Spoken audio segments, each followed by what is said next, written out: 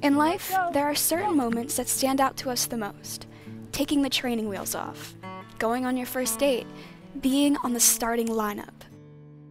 But one of the things we look forward to the most is finally getting our license. That freedom behind the wheel, the ability to drive where you want, when you want, without mom having to ride along in the front seat. And since it's such a big moment, it's also a big responsibility. We've heard enough tragic stories to know how important safe driving is. So, note to self. Take it seriously. You're not Superman.